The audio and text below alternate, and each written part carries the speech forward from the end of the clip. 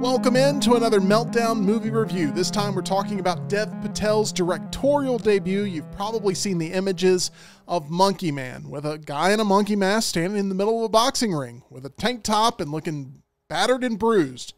That is basically what we knew going into this film, other than it's had a litany of production issues.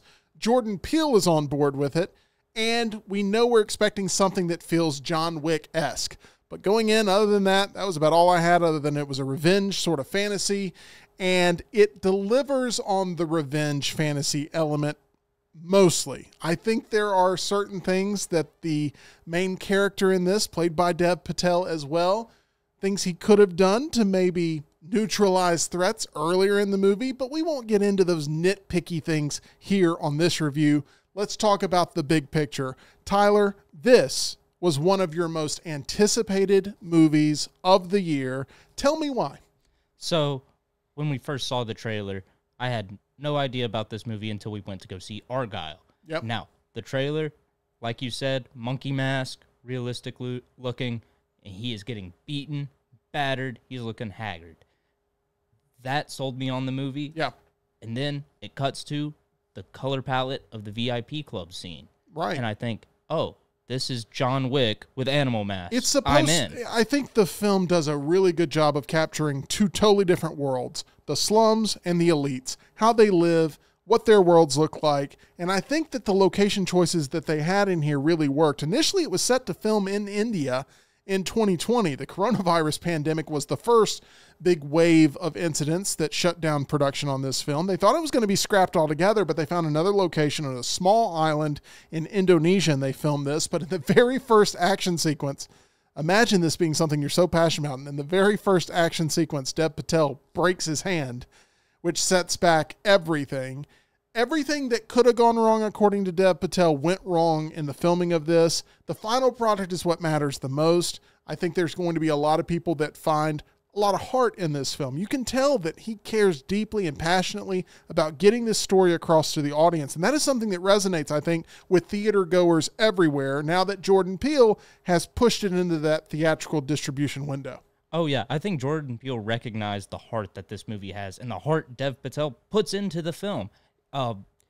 You can call it John Wick in Mumbai. You can say it borrows tropes from Kill Bill, from Old Boy, from Rocky, from Game of Death, and you'd be accurate. But this is not a copy. Dev Patel is a filmmaker with something to say, and he says it loudly and proudly in this film. He weaves societal issues, history, religious conflict, all into the story so beautifully that I feel like if I was from that background, I've got a new favorite movie and a movie that champions my culture. Yeah, it is a socioeconomic revenge fantasy, but set with real-world implications. You feel every punch, you feel every stab, and I give him a lot of credit for that.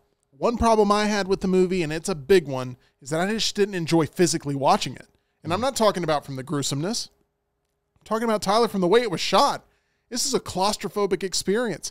Sometimes it helps to get a little bit of a scope sort of viewpoint on a fight. The cinematography in this movie is one of the biggest missed opportunities I think I've seen in film, because every other element is almost there. Every other element is there.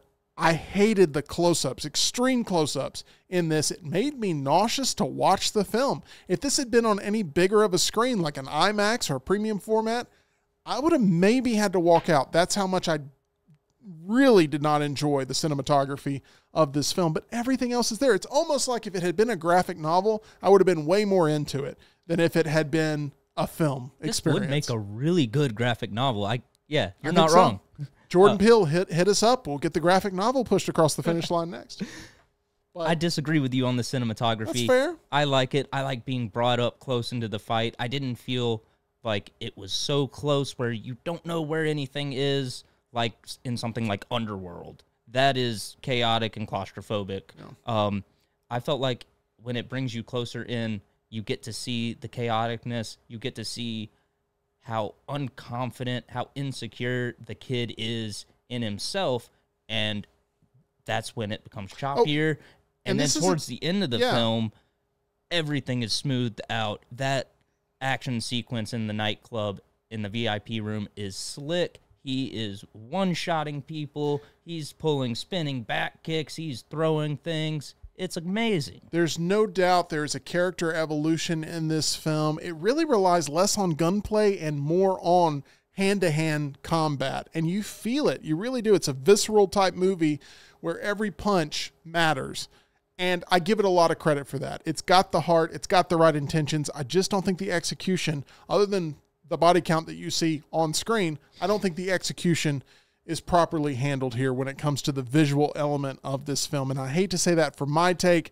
Tyler, I'm glad that that didn't bother you at all. I wanted to absolutely love this film, and I just couldn't get there. There's a lot of people that do love this film, including the crowd that saw it at South by Southwest back in early March.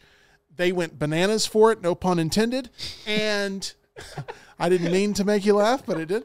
And I think that that's been the best marketing push this movie has gotten, is that initial crowd reaction. There really hadn't been a heavy dose of marketing from Universal. Not at all. When it comes to Monkey Man, but the imagery alone helps sell the movie. My crowd was into it.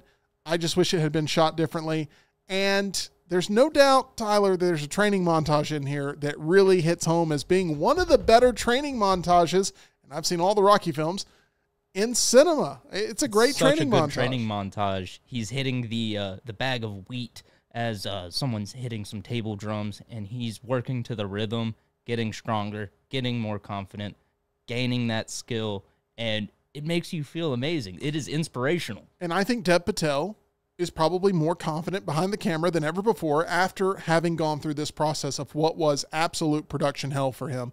But he cared deeply about it. I give him a lot of credit for that. The character in this movie is trying to get back to the guy that ruined his life and took the thing that he loved most away from him and really robbed him of his innocence and his growth into maturing into an adult. And he's trying to find the poor man's Jeffrey Dean Morgan, which is exactly what this Indian assassin looks like. And they have plenty of conflict throughout the film. And I think it's a rewarding thing to see him take on those boss fights. It feels very video game-esque at times. It feels very Snowpiercer-like at times to me, especially in that third act. But it is a crowd-pleasing movie, and I think there's going to be a lot of people very happy with this one. Oh, yeah. So that elevator motif, I love it so much. I grew up watching old Bruce Lee movies. That's taken straight from Game of Death. The yellow and black jumpsuit that you see later in Kill Bill, which this movie also pays homage to. Yeah. You fight all the thugs on the bottom floor. You go up the elevator, but the elevator only lets you go up one floor at a time for whatever reason. And you go up to the next one. You've got some more goons. You go up, excuse me, to the third one, and maybe you've got like a sub-boss character, like the bear, like the general, and then the top floor, the big bad. In this case, it's the ultra-nationalist religious leader. Right. In Game of Death, it's who begs for mercy at the very end of this thing. Yeah. And that mercy is something that is not provided as you've seen the film. This has been labeled as a spoiler video, and I hope you've been following along, that we're going to get into spoilers right here on this review, because it's impossible almost to talk about this film without getting into some of the more intricate plot details. And for sure, Monkey Man delivers on that extreme feeling of needing that visceral level of revenge. And I think it's going to be compared a lot to the upcoming Crow remake. There's a lot of movies right now that are being compared to one another, and that's the same vibe I get here. I think I'm going to probably enjoy the Crow remake more because they're actually going to zoom out with the camera lens a little bit. This is a film that subverts expectations multiple times when he tries to run through the glass in that top story of the building, and he ends up bouncing right off of it. My crowd loved that. They thought it was very funny. The boxing match, or the fight where he kicks the guy and knocks him out cold within 5 seconds, hilarious. I mean, it felt very Indiana Jones to me. From my theater. Everybody went nuts. It felt Raiders of the Lost Ark to me when he just pulls out the gun with the sword.